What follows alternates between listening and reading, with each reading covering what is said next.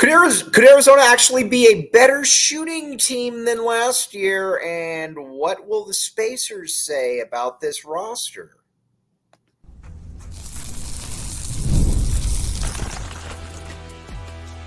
You are Locked On Wildcats, your daily podcast on the Arizona Wildcats. Part of the Locked On Podcast Network, your team every day. Thanks for giving it Locked On Wildcats and making this your first listen of the day. Monopoly Go brought to you, is bringing you this show. All right, now a big topic for people in college basketball. In college basketball is spacing, and I believe people conflate the two things. Sure, it is awesome to have guys who are really good shooters. But I do believe that a lot of people are getting the college basketball mixed up with the NBA. In the NBA now, you have to have spacing. It is an entirely different game. And that's why basically everybody in the NBA can shoot, or they have some kind of role where they can get to the bucket. Or so there's basically nobody in the NBA that you can't just not guard on the perimeter, or they will be able to toast you for a variety of different reasons. That's the way that the NBA is now. But that is the NBA. College basketball is different. Now, again, I need to be very clear here. With college basketball, it's certainly important. You certainly want to have players that can shoot the three-point shot. It is a good thing to have. But most of these players are in college basketball for a reason, and they are not going to be knockdown, lights-out shooters. Let's look last year. There was this false sense of security that Arizona had this really good three-point shooting team. And look at the numbers.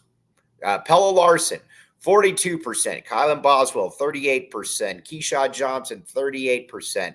But these were not players that were really born shooters. These were not players that hunt their own shots, and that is a big part of this. And what I mean by that is this. Pelle Larsson was dared pretty much all season to shoot three-pointers. Now, again, he made a good percentage of them, but Pelle Larsson was somebody, if he missed a wide open three and the ball got batted out back out to him, guess what? And he was still wide open, he was going to pass it. He was not looking to shoot that. Shooters look to shoot that ball. If you missed the first time, you're looking to shoot it the second time because you're in rhythm and you feel good that you're probably going to make that shot. Pelle Larsson was not really built like that. Now, kind of an off-topic thing, that is the reason that I don't necessarily see Pelle Larsson playing in the NBA. I know that he's on mock drafts, but he's not really a shooter. And I don't know that he's really a willing shooter. We will see. I will certainly apologize to him if that is the case. But he also can't dribble as well, so we will find that out. But not really somebody that ever hunted his own shot, not really a born guy that was looking to shoot the basketball. Then Kylan Boswell. Kylan Boswell had some games where he made threes, whether that was against Duke, whether it was against ASU. But he was also somebody that was in his own head the entire season. Teams were not worried about Kylan Boswell shooting threes. How many times would he pass up an open three-point attempt to take one dribble in and then shoot a contested shot? It happened all the time. And again, the percentages looked nice, but nobody was worried about Kylan Boswell shooting threes. Keyshawn Johnson, much the same way. Keyshawn Johnson came here, shot 38% from three. Awesome. Very cool. He even made more threes here than he ever made at San Diego State. That is a good thing. We applaud that. But he was left open for a reason. Teams were more than okay with Keyshawn Johnson shooting threes. As a matter of fact, they encouraged him to shoot threes. They wanted Keyshawn Johnson to shoot threes. And there was a reason for that. The theory is very simple, that Keyshawn Johnson could make a three or two, but that was not going to affect anything. That was not going to lead to spacing. And these three players did not lead to spacing. Look at Clemson.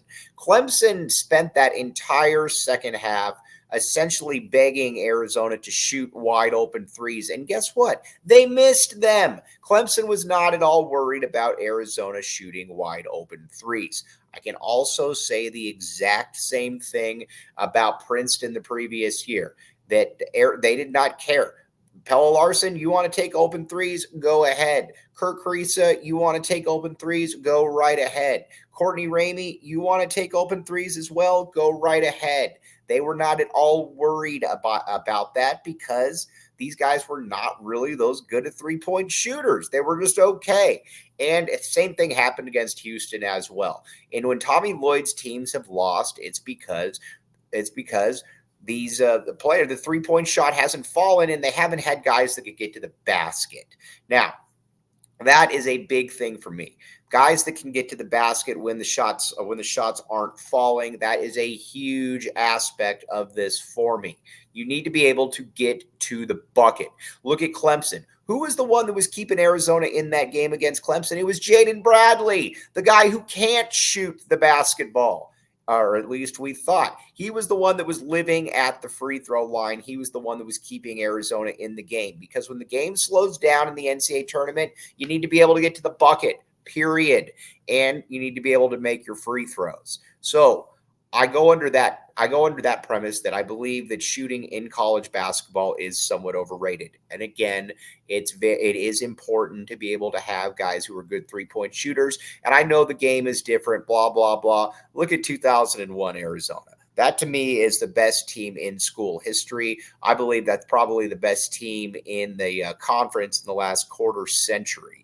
You had in Jason Gardner a wildly erratic three-point shooter. I mean, his senior year, he shot 32% from three-point range. You were okay with him shooting threes. Now, Gilbert Arenas, good three-point shooter for sure. Richard Jefferson, not really a factor from three. Michael Wright, not a factor from three, not a factor from the perimeter. Lauren Woods, Luke Walton, they essentially had one consistent three-point shooter. That was it. And that is the best team in school history. So, and guess what? I don't care what anybody says. That team would annihilate any team now. So don't give me this whole, it was a different era, all of that stuff. But we are going to talk now about who could be some of these shooters on the team, who could be somebody that Arizona fans look to and say, hey, that's a good three-point shooter. We want him taking more shots. Who could those guys be? And we will get there. Now, a big part of this is let's talk about first Caleb Love. Caleb Love. All right. Now, I believe Caleb Love can shoot three-pointers, but he is going to be wildly inconsistent. That is just the way that it is going to be. And that's okay. But I believe that Caleb Love needs to be able to get to the bucket. I need Caleb Love shooting free throws. And if he can shoot free throws, then I think that Arizona he's going to be okay, because I think he's always going to be about a 33-34% three-point shooter. And again, there's nothing really wrong with that, but that's about what he's going to be. And that is okay. Again, I don't really have any problems with that. But again, that's kind of where he's going to be, 34, 33%, something like that. He's going to be able to get to the bucket.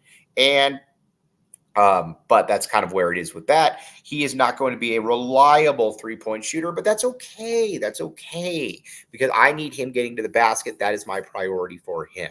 Now, another priority is eBay. eBay Motors, my friend. Check it out, eBay Motors. All right, all kinds of really good stuff going on at eBay Motors.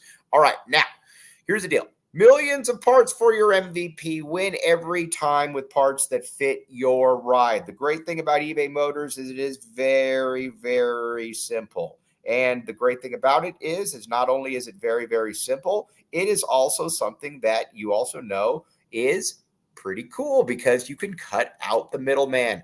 Everybody wants to cut out the middleman. If you can cut out the middleman, then you are going to be okay. And that is a great thing about all of this, is that if I can cut out the middleman, I know that I'm going to be in a good spot, because I can take this to somebody that I trust.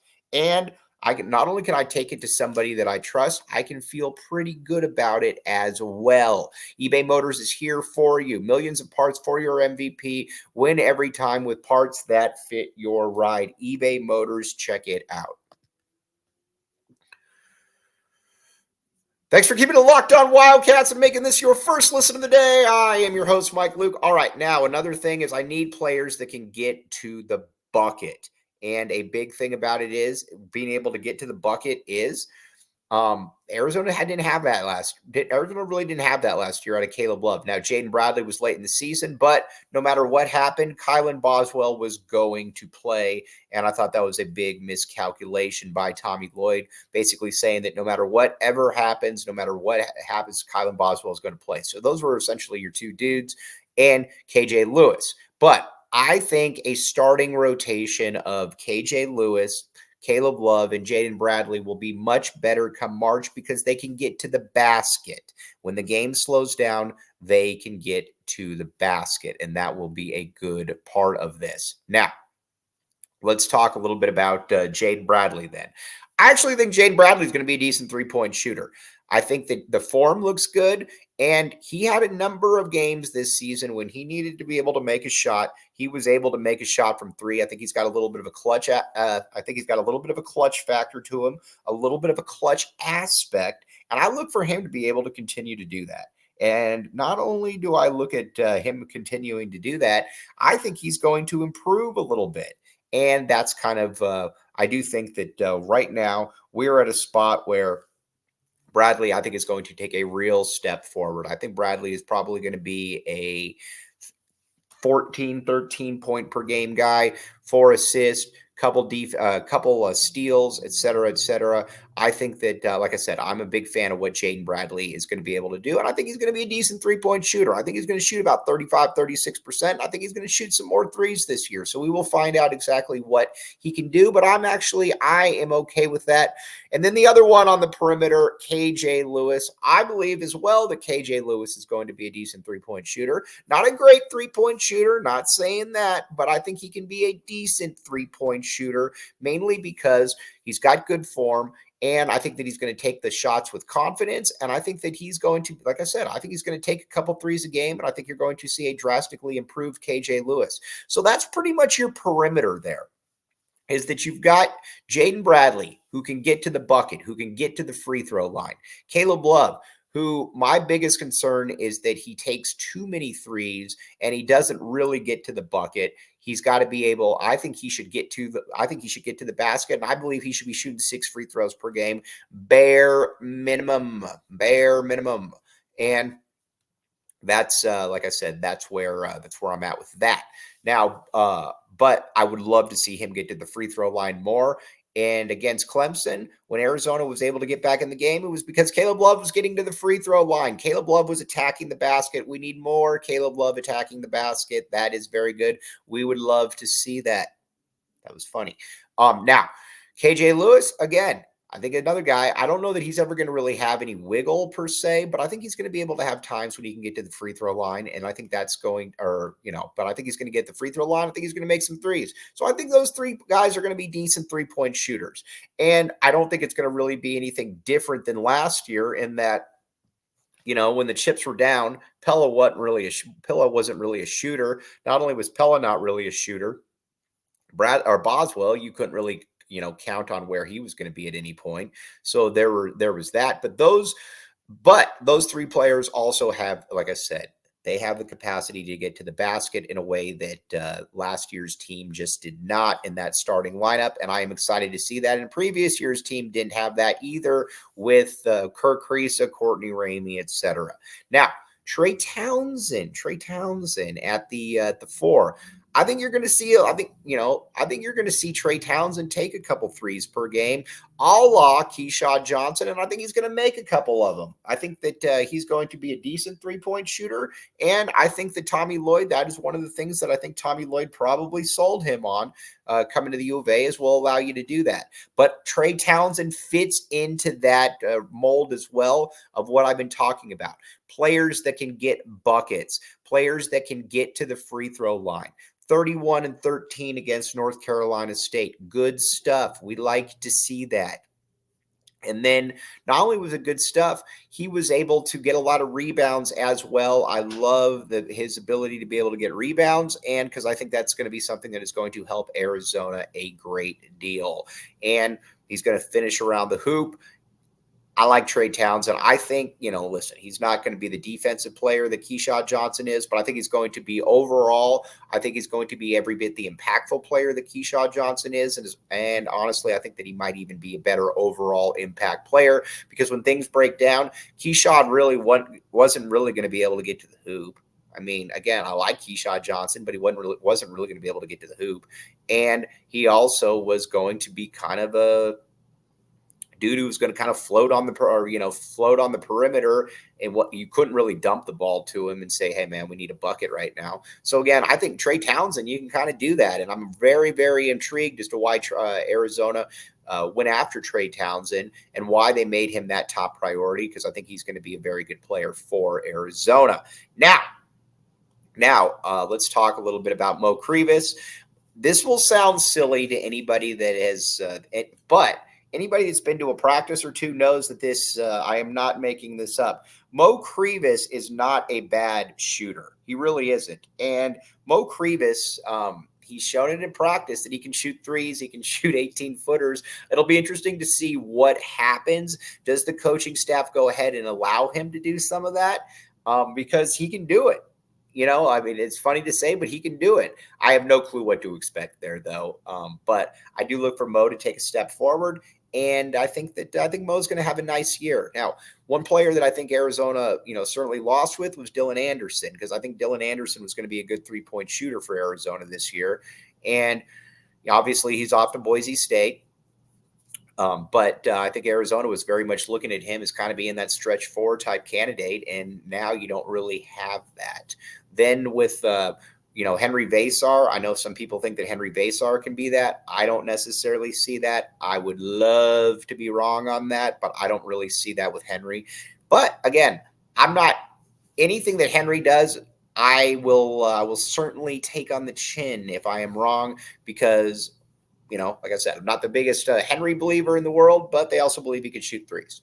Now, some of the other players on the team, Jamari Phillips. Jamari Phillips is the ultimate wild card coming in, because he is a very, very talented player. He can shoot threes. He can get mid-range. He can get to the bucket. He's an underrated athlete. He just hadn't played a lot of high school basketball in the past year, been to a couple different schools, et cetera, et cetera. But he is, like I said, he is a really, really good shooter. And he's a guy that shoots it. He hunts 3-point shots. He looks to get those shots. And that's something that Arizona hasn't had a ton of.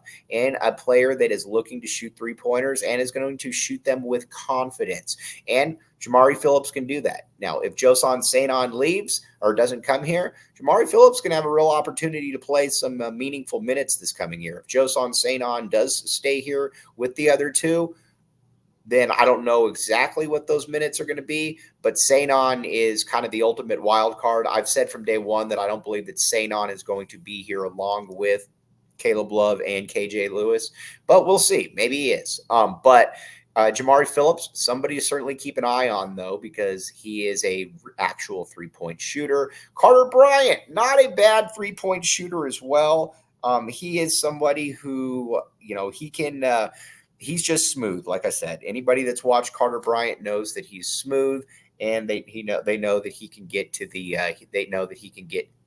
bucket as well. We'll find out, but pretty intrigued by that. Now, so that's kind of where we're at with this. We're going to talk a little bit more about that, but first, Monopoly Go. All right, Monopoly Go is sweeping the nation, just like the board game itself. Check it out, Monopoly Go. All right, here it's very simple. Download Monopoly Go, free on the App Store and Google Play.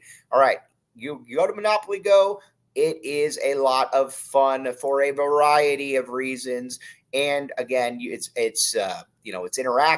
You can play it with your family. You can play it with your friends. It can drive you crazy, and it can be fun at the same time. Check it out. Monopoly Go, free on the App Store and Google Play. Monopoly Go and Yahoo Finance. Everybody uses Yahoo. Everybody knows about it. And Yahoo Finance, behind every great investor is Yahoo Finance. Now, they're not just playing here, kids. They are here for the whole deal, the whole enchilada, the whole kit and caboodle. Yahoo Finance behind every great investor is Yahoo Finance. Again, you got some money and you want to know what exactly should I be doing with this? Yahoo Finance says, look no further, my friends. Look no further. Check it out, Yahoo Finance. Thanks for keeping it locked on Wildcats and making this your first listen of the day. I am your host, Mike Luke. All right, now. So again, that's my thing when it comes to spacing. Yes, would love to have it. It makes life easier. But come NCAA tournament time, man, I need guys I need dogs. I need dudes that can get to the bucket and that really want it. You look at last year's team, there were some guys on the perimeter that just weren't dogs. KJ Lewis was a dog, but he was a freshman that was only playing 13 minutes per game. Jaden Bradley, kind of the same way. Caleb had a little bit in that, but, Caleb, I think, also resorted to just shooting threes too much, and I think that was a little bit of the issue. Now, with Kylan Boswell, obviously not a lot of dog in Kylan. Kylan was dealing with other stuff, obviously, and I think getting Jaden Bradley in that point guard spot is going to be a huge benefit for Arizona, because I think Jaden Bradley he's more focused on hoop, what he can do, the physicality, everything that comes with it, just more of a lead dog, more of an alpha type. And Pella did some really good things. And again, my bad, Pella. Pella's definitely better than I thought. But I also don't know that Pella is Pella would just kind of come and go. He could have a good game, but then he would miss layups, or there would just be plays where you're like, dude, what are you doing out there? I don't know that you're really going far if Pella's one of your couple best players. So that's where I was at with that. I think next year's team is going to be tougher. And honestly, I think it's going to be much, much better for much better fit in the Big 12. You're going to have players that when the game gets slowed down, they are going to be able to get theirs. And that's what I think Arizona needs to focus on. And I think that's what Tommy Lloyd focused on. And I got to give Tommy Lloyd credit on this. He's an introspective dude. I think he knows that, he takes inventory of his roster. And like with Kylan Boswell, I think he knew that it wasn't really plausible to go forward into next season with Kylan Boswell as your starting point guard. Just not good enough and just not focused enough. Wish Kylan nothing but the best. I think he knew that Jaden Bradley needed to be that dude. And then, some of the other players. He did the same thing with Kirk Risa. So we knew that this team just needed to be tougher. And we will, so that's kind of where it's at now. Now, Josan Sanon is obviously a wild card in all of this. Don't know really what to expect from him, but could also see Josan Sanon becoming a pretty good player as well. We will find out, though, because Arizona's roster is not set. And I know that they're going to probably still look to add another player or two. All right, now, tomorrow, we're going to get back into we're going to talk some minutes breakdowns. I know we keep talking, we keep warning, we keep threatening to do that, but we will do that as well. So that's kind of where we are at for now. But again, minutes breakdowns, Arizona football, you name it, we have got it here on Locked On Wildcats. But as always, very, very much appreciate you all making Locked On Wildcats your first listen of the day. I'm your host, Mike Luke. Bear down, back the A, and we will talk to you tomorrow. But again, Arizona's going to have some real dogs that can get some buckets. Excited about this and what everything Arizona can do. We'll be back with you tomorrow. Like I said, have a great rest of your day, and thanks for making Locked On Wildcats your first listen of the day.